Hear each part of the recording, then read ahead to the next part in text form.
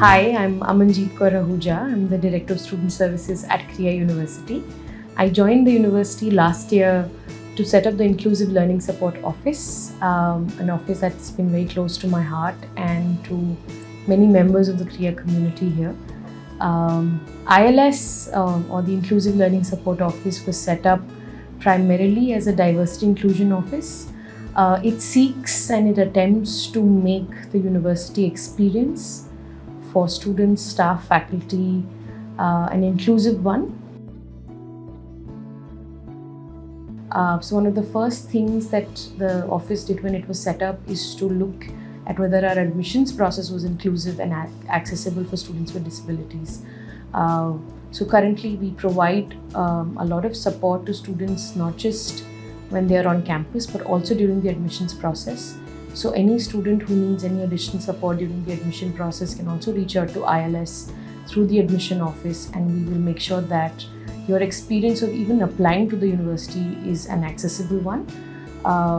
So we work very closely with the admissions office to make sure that students with disabilities get the accommodations that they need, whether it's extra time, whether it's getting a scribe for the exam, whether it's getting a different set of questions, whether it's doing the interview in a different way, right? Because different disabilities may present before you different requirements, and it's very important to understand that even two students with the same disability may not have the same needs.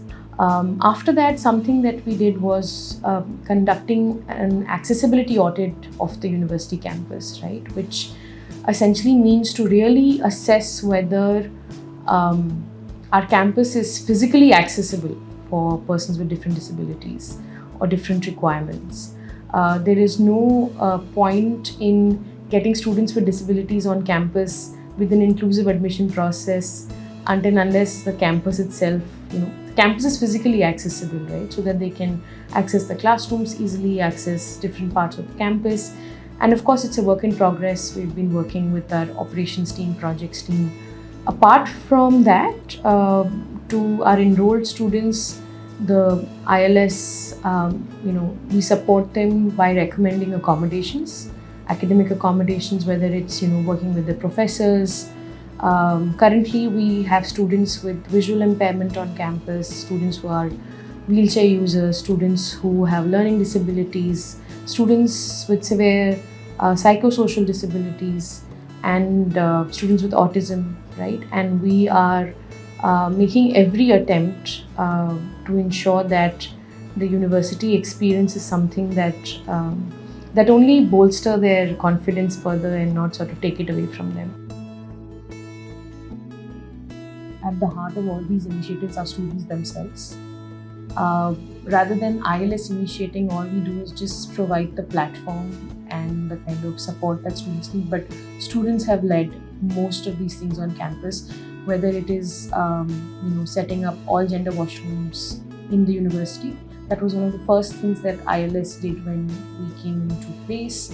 But of course, that was done very, very closely with trans, non-binary faculty and students on campus, and they sort of led the whole initiative, and we were just there to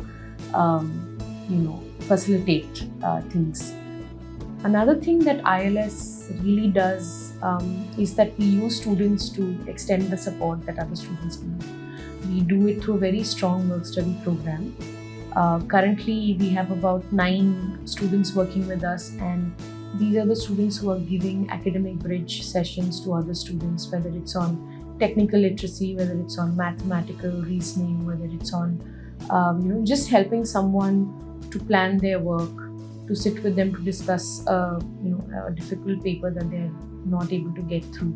So these are all things that are done by students themselves. These are work study that we hire. So a lot of peer support is available through the office, and we make sure that we do it in a way that is accessible to students, which is why we use students themselves.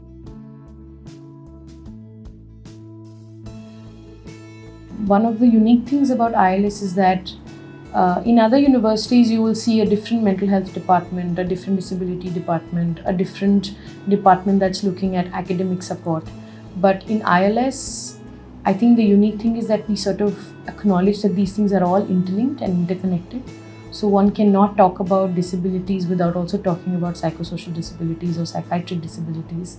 One cannot talk about learning support without acknowledging that students are different, they're diverse, their learning needs are diverse. When it comes to mental health, there are some additional support structures in place which do not exist elsewhere.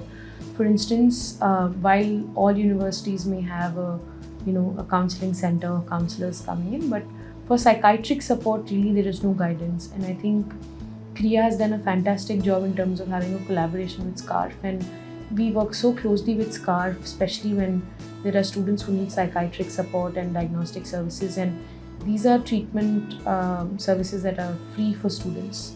So even in terms of what happens when some of these students who have severe psychiatric disabilities, they come back on campus after the break. The university also needs to work to ensure that they are reintegrated once they are back and they get the required support that they need from the institution. And I think guidance from SCARF there has been very useful for us to provide really the end-to-end support, whether it's from recommending them for an assessment, recommending them for a break, and then once they are back on campus, how do you make sure that it's a gradual integration into the day-to-day life of the university. Currently our focus is more on students. A university has different stakeholders, right? There is also faculty, staff, support staff, students, there's housekeeping staff, security staff. So I think at some point ILS would also want to expand its focus to all the other stakeholders as well. The vision really is that we keep acknowledging that there are issues. There are people who feel excluded in the institution. There are people whose needs are not met, no matter how hard you try. I think just acknowledging that these problems exist really is the first attempt to work towards them. At no point will I say that the university is inclusive. And I don't think that any university can say that they're inclusive, because when you say we are inclusive, you're also implying that the work is done, right? Like you've reached the perfect state, but that's never going to happen. So I think we can say that we are making attempts, we are making efforts. You cannot speak on anyone's behalf. I think that's something that's very, very central to the way we visualize ILS. We will never speak on any identity's behalf. And we will never speak for them to say that this is what the university should do. I think that's not our space at all. So really, I think the vision really is to make sure that students know that they can come to the office for support, and acknowledging that we are a work in progress.